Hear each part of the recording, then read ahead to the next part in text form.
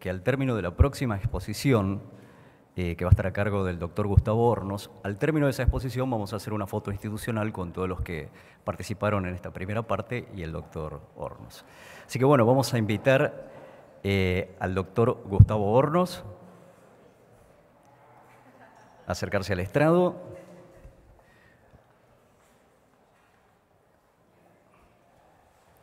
Su exposición va a ser sobre la pobreza y el acceso a la justicia. Gustavo Hornos es presidente del Consejo para las Garantías Judiciales del Instituto Internacional de Derechos Humanos, Capítulo América. Fue secretario federal, fiscal federal y fiscal de la Cámara Federal Penal Argentina, docente universitario de extensa trayectoria, dictó, entre otras materias, Derecho Constitucional, profesor titular de Derecho Penal y Teoría General del Proceso en la Universidad Católica Argentina, es autor de numerosos artículos de doctrina, dictó conferencias en el país y el extranjero, es premio del Instituto Internacional de Derechos Humanos América 2015, presidente del Sistema Interinstitucional de Control de Cárceles, fue presidente de la Junta de Presidentes de Cámaras Federales en 2013 y es el presidente del Consejo para las Garantías Judiciales del Instituto Internacional de Derechos Humanos América. Escuchamos al doctor Gustavo Hornos. Buenos días a todos. Bueno, para mí es un gran gusto estar aquí. Quiero agradecer a las autoridades del Instituto Internacional de Derechos Humanos, a su presidente, el doctor Herrendorf, a la presidenta del capítulo argentino, doctora Alicia Pierini. Es un gran gusto también compartir este panel o este estrado, estas jornadas, con este distinguido grupo de representantes de nuestros queridos países de Latinoamérica. Y debo reconocer que para mí, como juez federal argentino con jurisdicción territorial en todo el territorio del país, hablar en el Senado de la Nación, en el salón que lleva el nombre Provincias Argentinas, para un juez que cree en la República Federal, que cree en la división de poderes, que cree en la democracia representativa, es particularmente trascendente, importante y un gran honor. La realidad parece que le gusta las paradojas, le gusta las circunstancias contradictorias. Hablar o tener unas jornadas que se llamen hambre y miseria en la República Argentina, un país que produce alimentos para 10 veces más de sus habitantes, es una contradicción. Hablar de hambre y miseria en América Latina es un tema que nos duele, es un título que nos duele. Hambre y miseria en América Latina es un título que duele, es un título que lastima. Y es un título que en clave latinoamericana podríamos llamar hambre y miseria, traducirlo a idioma latinoamericana es traducirlo a corrupción e impunidad, porque de eso se trata. Si un país produce alimentos para 10 veces más personas en sus habitantes, es porque en algún lado sus alimentos se pierden. En algún lado sus alimentos van a parar. Hay alguien que está ganando, alguien que está lucrando. Esto falla la política y sí, desde ya que falla la justicia. Hace muchos años, no tantos, un negativamente conocido pseudoempresario, Alfredo Yabrán, le preguntaron ¿qué es el poder? Y él dijo, el poder es impunidad. La impunidad es un trauma social, es un drama social para nuestros países. Y esto es el tema en el que debemos trabajar desde la justicia y el que debemos terminar desde la justicia. Decíamos recién que creemos en la República Federal, que creemos en las instituciones, que creemos en la Constitución.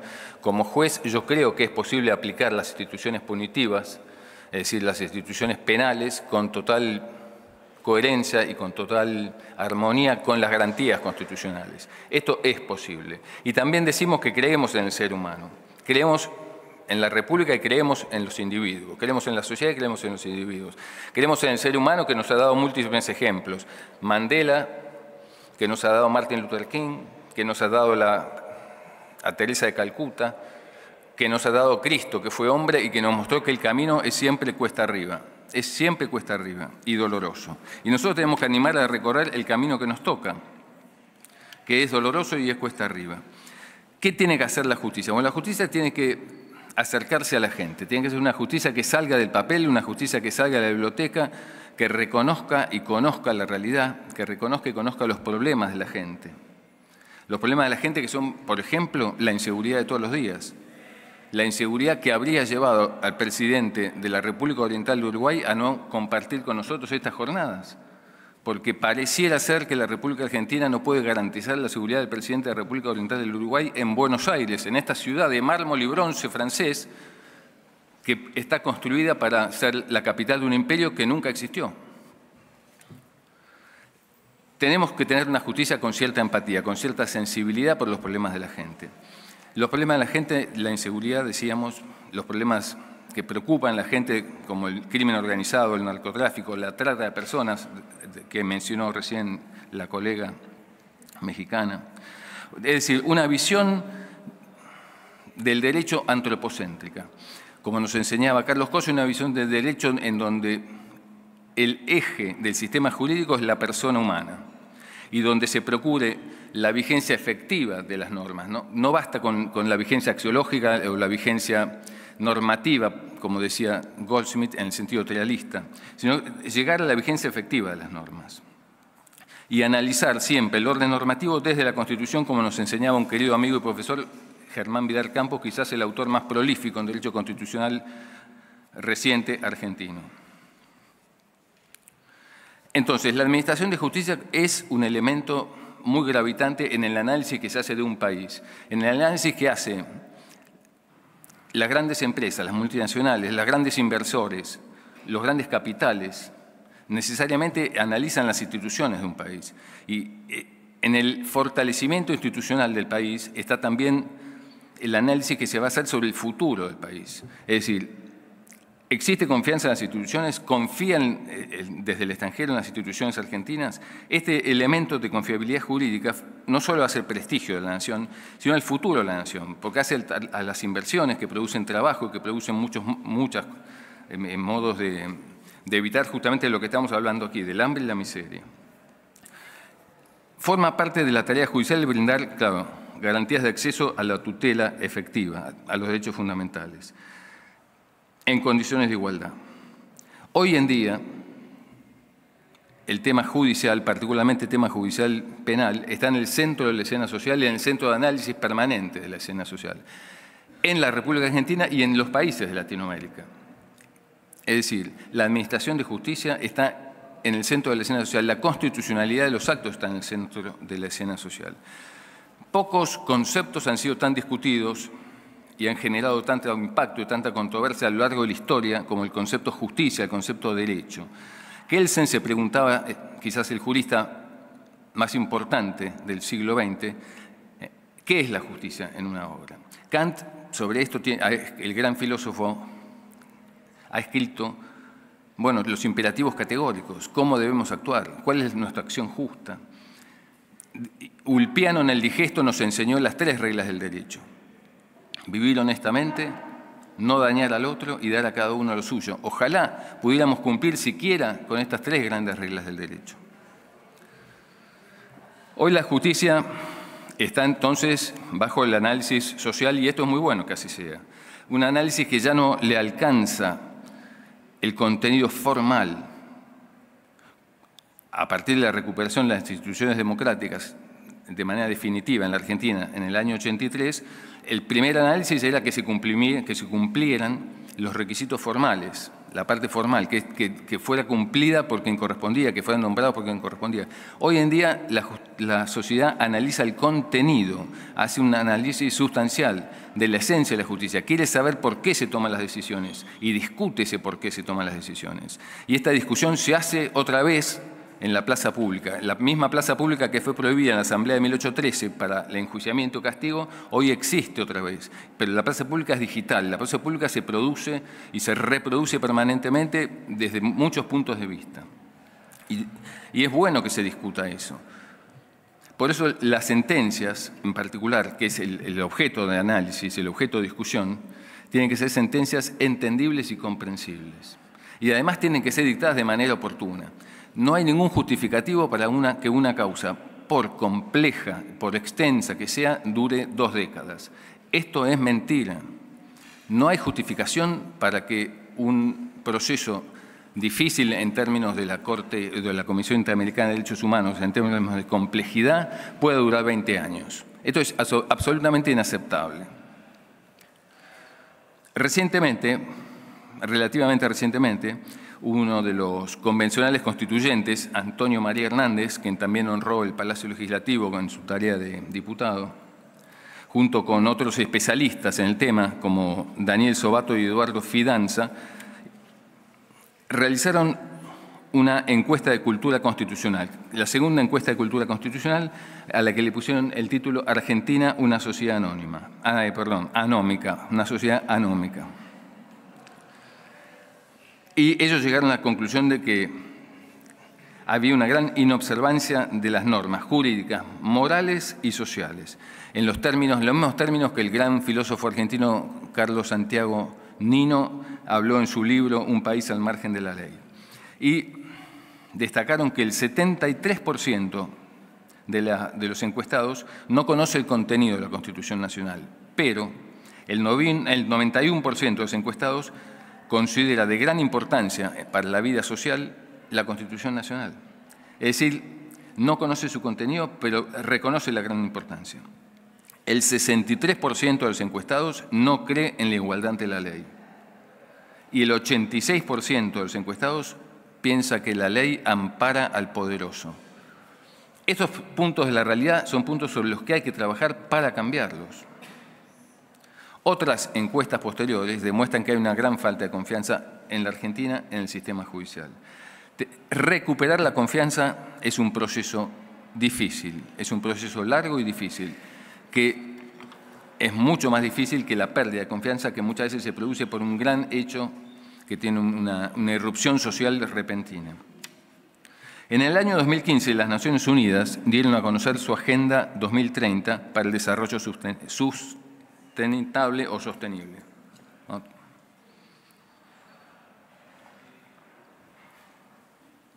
En esta agenda del año 2030, que lo que procura básicamente las Naciones Unidas es erradicar la pobreza, enfrentar el cambio climático y pacificar la sociedad, que esto pareciera destinado justamente a países como los nuestros, los de América Latina, por lo menos para la República Argentina, que vive en una sociedad que es violenta. Las Naciones Unidas sostienen que la globalización y el avance tecnológico que mi generación ha vivido y conocido como quizás ninguna otra, nuestras generaciones, algunos de los que estamos aquí, hemos traspasado cambios tecnológicos que en muchas otras generaciones no habían ocurrido. Los últimos años han sido tales los cambios tecnológicos que son mucho más grandes que quizás en 1000 años anteriores. Para las Naciones Unidas señala que la globalización y el avance tecnológico han impulsado el comercio y la riqueza, pero también son factores de inequidad, es decir, la riqueza se concentra, la riqueza no se reparte. Entonces, para las Naciones Unidas, en su Agenda 2030 establece una serie de objetivos, que son 16, o 17 diría yo, 17 y una estrategia para llevarlos adelante. Esos objetivos son, brevemente, fin de la pobreza, hambre cero, salud y bienestar, educación de calidad, igualdad de género, agua limpia, energía asequible y no contaminante, trabajo decente y crecimiento económico, industria, innovación e infraestructura, reducción de las desigualdades, ciudades y comunidades sostenibles, producción y consumo responsable, acción por el clima, vida submarina, vida de ecosistemas terrestres. El 17 es paz, justicia e instituciones sólidas. Y Naciones Unidas dice, para alcanzar estos altos objetivos no basta la acción de uno de los poderes de Estado. Todos los poderes de Estado tienen que estar en conjunto, actuar en conjunto y además en alianzas con organizaciones de la sociedad civil. Toda la sociedad civil tiene que ponerse en conjunto a actuar en estos grandes temas para llegar a alcanzar estos objetivos. El punto 18 de la Agenda 2030 es la formación de alianzas intergubernamentales y con la sociedad civil. Nosotros, en unos años antes de este pronunciamiento de Naciones Unidas, conformamos en el ámbito judicial, en el año 2013, un sistema interinstitucional de control de cárceles, que es una alianza intergubernamental que está compuesta por el representante del Poder Judicial, por el Ministerio Público Fiscal, por el Ministerio Público de la Defensa, por la Procuración Penitenciaria Nacional y por las principales organizaciones no gubernamentales especializadas en la materia. Por de pronto, el Colegio Público de Abogados, que es entidad rectora de la matrícula de abogados, el Centro de Estudios Legales y Sociales, la Organización Pensamiento Penal, para la memoria, ¿cómo? No oigo muy bien. La Comisión para la Memoria y algunas otras organizaciones que todos en conjunto nos propusimos un acercamiento a un tema que era una deuda total para quienes están en la justicia penal, que es el tema de las prisiones. Es decir,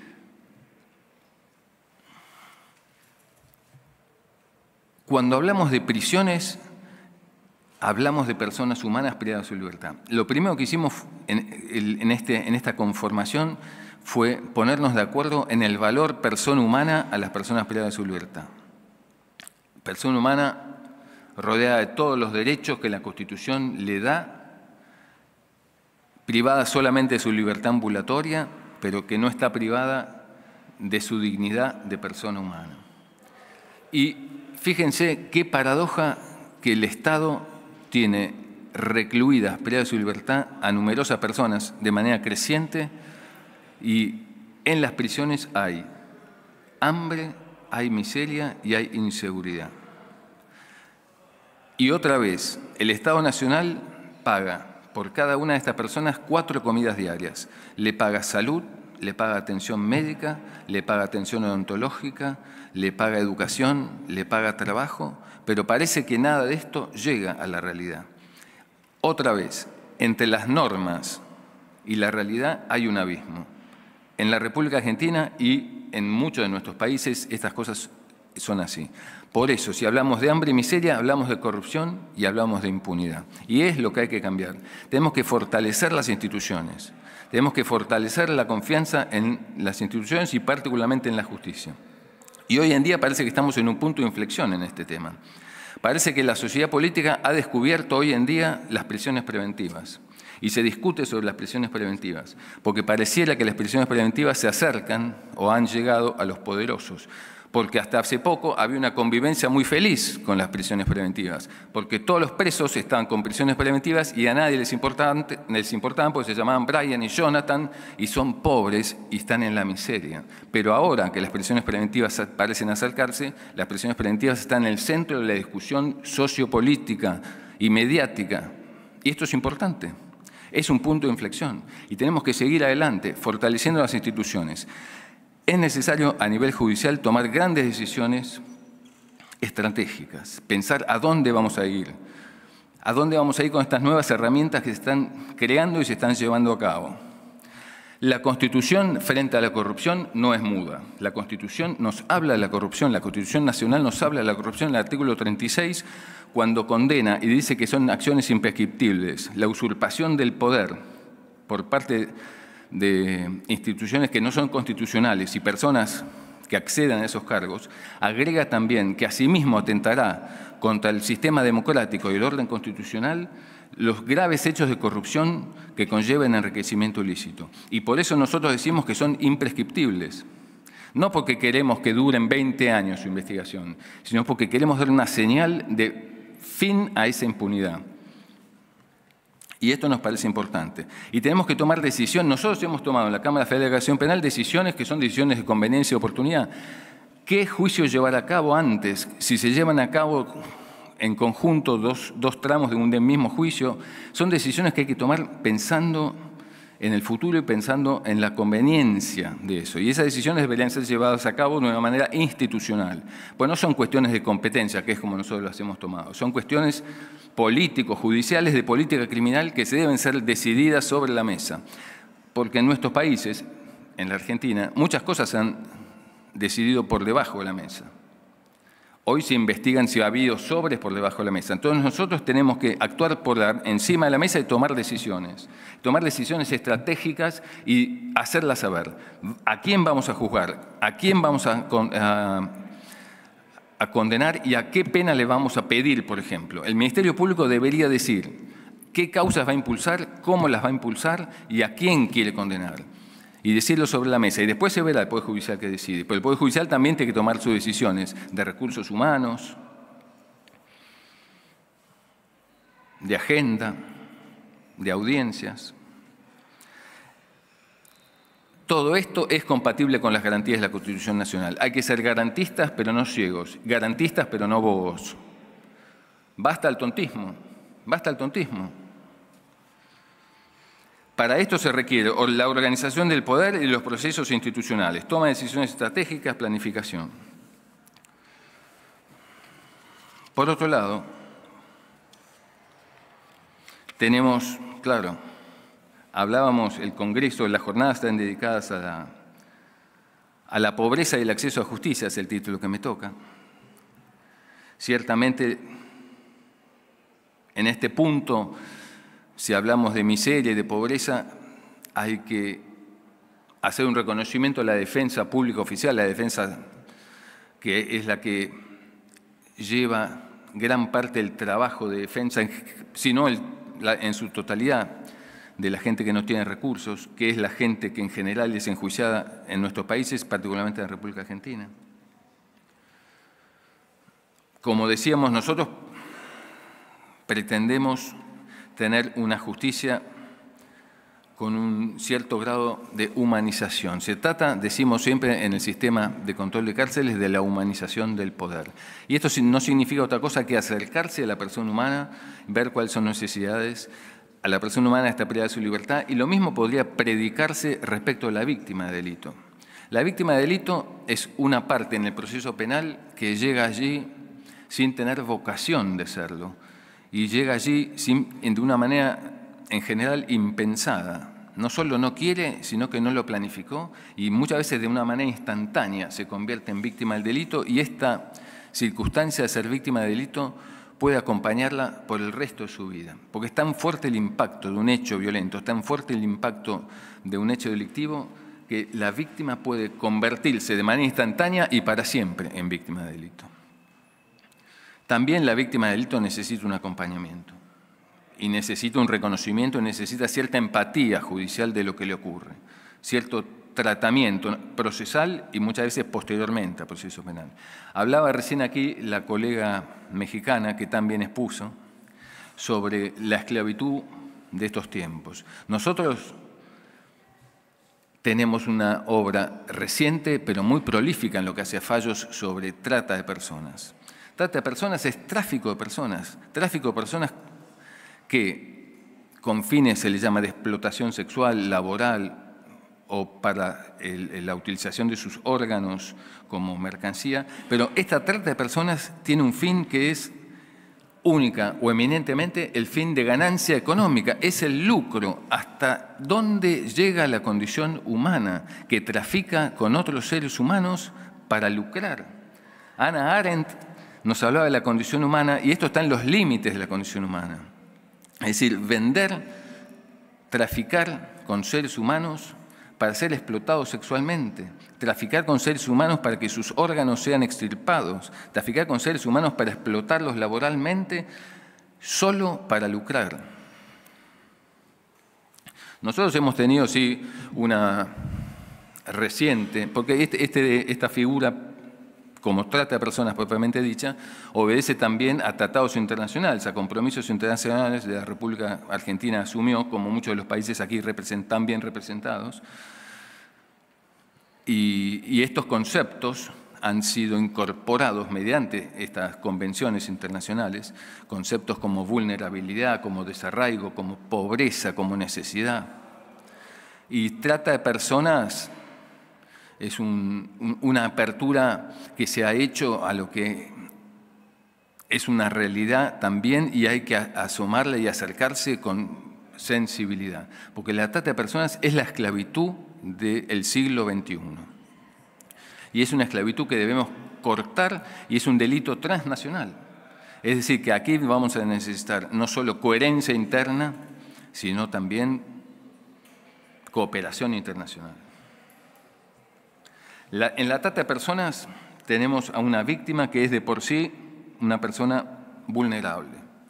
Es de por sí una persona pobre y que está en la miseria y que por eso no puede prestar consentimiento para ninguno de los actos que haga.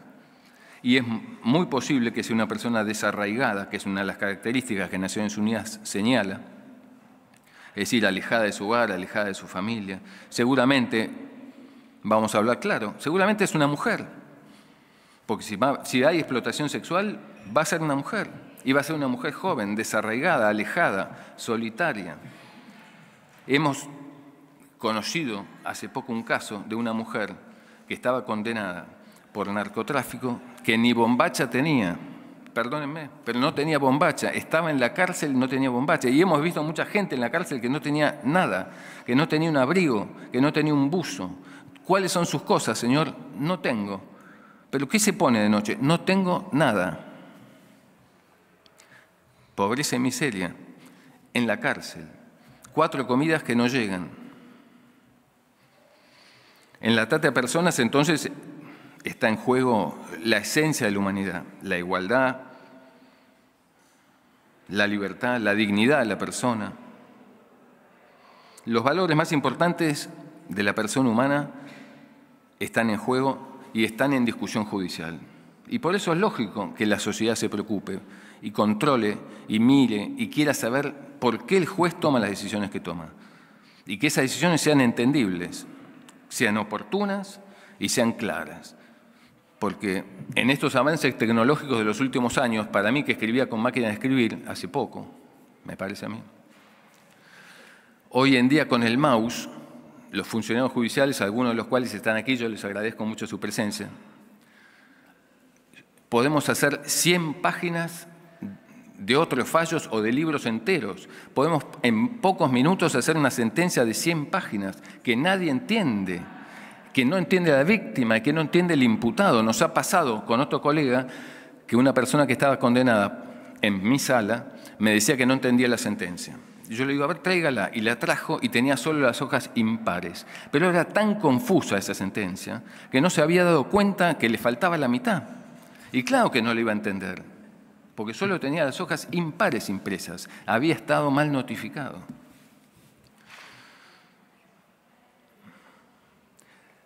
Hablábamos recién de la mujer y de la mujer joven. Necesariamente la justicia tiene que tener una perspectiva igualitaria de género. Y esto es muy importante en la sociedad actual. Es muy importante para una justicia con una visión humanista y con una justicia con una visión sensible. Nos ha tocado a nosotros, en base a algunos recursos y planteos, porque los jueces no sacamos de la galera las ideas y no escribimos las sentencias que queremos como un acto novedoso, sino que hay una estructura previa, una discusión previa que llega a la Cámara. Nos ha tocado analizar la excusa absolutoria del artículo 185, que establece que no se pueden denunciar entre cónyuges por algunos delitos contra la propiedad. Por ejemplo, la estafa entre cónyuges. La estafa entre cónyuges no puede ser denunciada. Nosotros dijimos que esto es inconstitucional porque iba en contra de los derechos de la mujer. Iba en contra de los derechos de la mujer internacionalmente reconocidos, de los tratados internacionales que protegen la condición de mujer. Violencia económica con perspectiva de género es violencia contra la mujer. Hemos dicho en una sentencia. Esta es una reforma necesaria que no está prevista en la reforma del Código Penal. Es una reforma que debe hacerse porque es inconstitucional. Y es una reforma que declama a algunos de los autores del Código Penal como que se ha hecho y no se ha hecho, se ha omitido.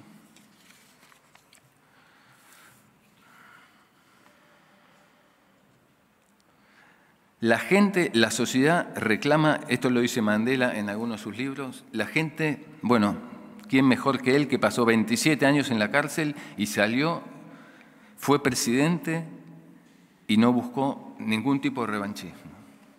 ¿Qué mejor ejemplo que él para decirnos que la gente lo que quiere es vivir en paz y seguridad? Y eso es lo que la justicia y las instituciones de un país tienen que garantizarle a la gente, vivir en paz y seguridad. La gente quiere que la cuiden, que se ocupen de su problema, y eso es lo que tenemos que hacer. Tenemos que pensar en sus problemas y tenemos que resolver con cierta empatía y analizando los valores actuales, el plexo de valores actualizado. El plexo de valores actualizado, como decíamos recién, lo que antes no se podía, ahora se puede. Denunciar al cónyuge por estafa, nosotros decimos que ahora se puede, porque los valores han cambiado y la protección de la mujer es una necesidad reconocida internacionalmente. Decíamos recién que en la encuesta la gente no cree en la igualdad ante la ley. Nosotros tenemos que demostrar que nadie es más que nadie, que cada persona es un individuo igual y que cada persona es diferente. Reconocer y respetar esas diferencias. Es igual en derechos y es en dignidad y tiene el derecho también a ser diferente. Debemos acercarnos entonces a la realidad y debemos acercar desde el deber ser del derecho. Hay que animarse a transformar esa realidad, no en cambios semánticos que se ven mucho en las situaciones de privación de libertad. En lo que hace, por ejemplo, los derechos de niños, niñas y adolescentes, se ven muchos eufemismos. Nosotros nos acercamos a los institutos de niños que ahora han cambiado el nombre, otro eufemismo, por centros cerrados. Nos acercamos porque nos convocó la más trágica realidad. Un niño había muerto quemado, incendiado. Sí, había cometido un exabrupto en la clase, había dicho una palabra fuera de lugar, entonces fue encerrado en una habitación y cuando nosotros le dijimos, pero está prohibido las celdas de aislamiento. No, no lo pusimos en celda de aislamiento, lo pusimos en una habitación de reflexión. Pero el niño no sabía que tenía que reflexionar y se asustó porque no había luz, entonces prendió con el encendedor, que está prohibido tenerlo, prendió fuego al colchón, que es ignífugo certificado, que no se prende fuego, pero se prendió, y el humo lo mató porque no corría el aire, que también hay un derecho a tener acceso al aire en privación de libertad. Tenemos por allí una foto, no trajimos hoy el PowerPoint, de la mano del niño golpeando el acrílico blindado en ese aula de reflexión en la que estaba, que nosotros personalmente clausuramos. En niños, niñas y adolescentes se usan muchos eufemismos, pero esto no es cambiar la realidad. Cambiar el nombre de las cosas no es cambiar la realidad. Hay que transformar la realidad positivamente. Hay que transformar el sistema de justicia. Un sistema de justicia entonces más cercano, más rápido y más claro. La justicia está emplazada a la transformación, está intimada por la sociedad. Tenemos una intimación a mejorar. No hay a dónde mirar, no hay manera de no escuchar esta intimación, no hay manera de no ser notificados oficialmente. Estamos notificados de que tenemos que transformarla y para eso requiere un mayor servicio, un mayor compromiso y una mayor lucha para construir un país más justo y mejor para todos. Gracias.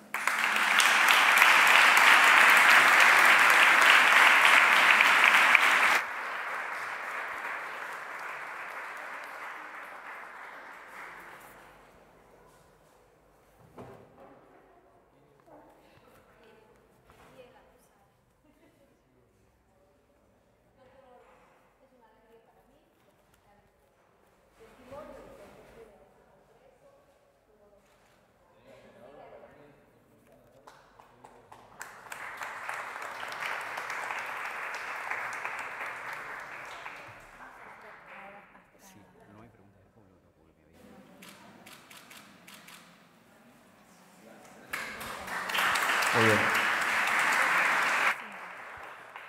Vamos a invitar entonces a todos los que participaron en esta primera parte para hacer una foto institucional, si les parece.